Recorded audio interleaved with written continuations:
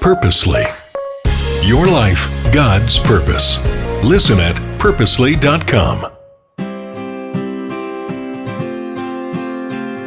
Hey, it's Jen. Welcome back to the Bible for Busy People podcast. And I'm wondering, how did you meet Jesus? Did you grow up learning about him, or did someone introduce you along the way? What was your experience like? Today's journey of Paul's starts at the top of the Aegean Sea, with Paul working his way down to Athens. We're starting in Acts 17 and verse 1. It says, "When Paul and his companions had passed through Amphipolis and Apollonia, they came to Thessalonica, where there was a Jewish synagogue.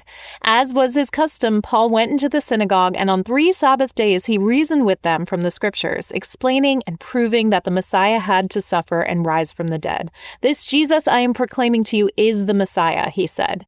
Some of the Jews were persuaded and joined Paul and Silas, as did a large number of God-fearing Greeks and quite a few prominent women. But other Jews were jealous. So they rounded up some bad characters from the marketplace, formed a mob, and started a riot in the city. They rushed to Jason's house in search of Paul and Silas in order to bring them out to the crowd. But when they did not find them, they dragged Jason and some of the other believers before the city officials, shouting, "These men who have caused trouble all over the world have now come here, and Jason has welcomed them into his house. They are all defying Caesar's decrees, saying that there is another king, one called Jesus." When they heard this, the crowd and the city officials were thrown into turmoil. Then they made Jason and the others post bond and let them go.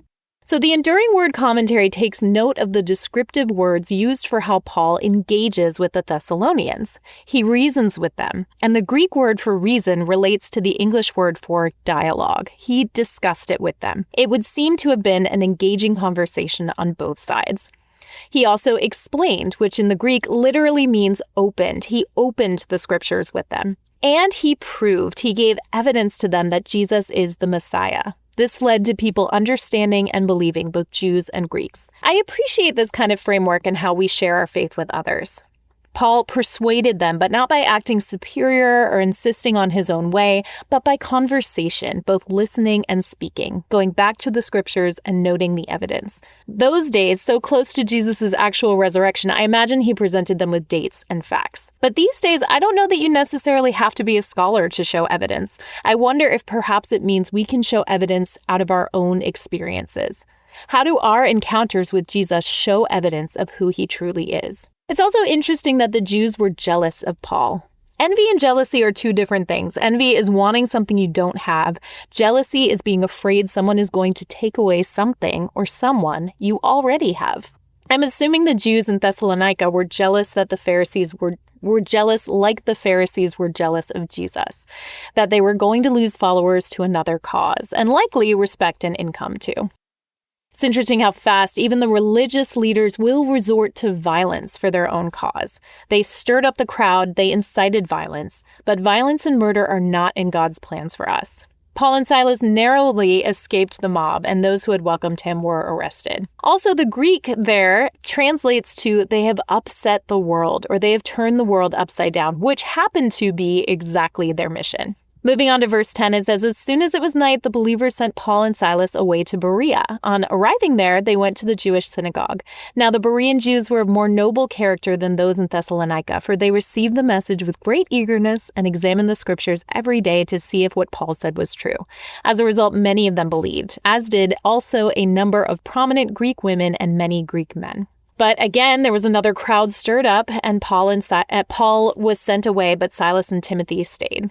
So we've looked at how Paul shared the message, but the question here is, how do we receive it? Today, we have many sources of information when it comes to the scriptures, and not all of them are reliable. But you have the word, and we've talked about the many ways to study it out. You have what you need. You don't have to necessarily accept someone's interpretation of the scripture at face value, not even from me. And moving on to verse 16, it says, "While Paul was waiting for them in Athens, he was greatly distressed to see that the city was full of idols." And so he is asked to speak on the topic by some of the thinkers of the day in Athens. And in verse 21 says, all the Athenians and the foreigners who lived there spent their time doing nothing but talking about and listening to the latest ideas. Paul then stood up in the meeting of the Areopagus and said, people of Athens, I see that in every way you are very religious. For as I walked around and looked carefully at your objects of worship, I even found an altar with this inscription, to an unknown God. So you are ignorant of the very thing you worship, and this is what I'm going to proclaim to you. And he goes on to tell them about God, the God who created the world. And there are some interesting points in this speech. I'm not going to go through and read it all, but you can go back and read it later through the rest of the chapter. This is one of my favorite of Paul's sermons, by the way, or speeches, whatever you want to refer to it as. The Athenians were looking for novelty. They were looking for new ideas and ruminating over concepts. The Moorings blog says, such altars reflected a prevailing attitude toward religion. The average Athenian thought he could never attain personal knowledge of the Most High God, or, as generally imagined, the many other gods. They were all hidden from view. Even when he felt that the gods impacted human affairs, he did not know which ones were responsible or how to approach them. Paul boldly declared that there was only one God anyone needed to know, and that he, Paul, had come to declare him. So Paul wasn't really presenting them with something new, but with someone who was before all things, and a God who wasn't unknown or far off, one who was responsible for all that the Athenians were trying to worship. It's interesting how Paul set up his argument here. He used the words of philosophers of the day to make the connection between the Athenians and their unknown God. It was a way to meet them where they were. And I think, too, about Jesus meeting with sinners and tax collectors and how that riled up the teachers of the law and the Pharisees. Jesus meets people where we are. God cares enough to talk to us in a way in which we can grasp and understand according to our circumstances. And maybe it can be argued that we can meet God in the same way. Coming from our own unique experiences, maybe we can see different aspects of God's multifaceted character. And the more we listen to each other, the more of God's character can be revealed to us. God is the God of the living. God is active and engaged in our lives. What have you learned about God's character through your own divine encounters? I'll leave you with that. Let's talk again tomorrow. Thank you for listening to The Bible for Busy People. If you need prayer or want to go deeper in your faith, visit our show notes. Will you take a moment to share with a friend and leave a review? It helps the Bible get into even more people's minds and hearts.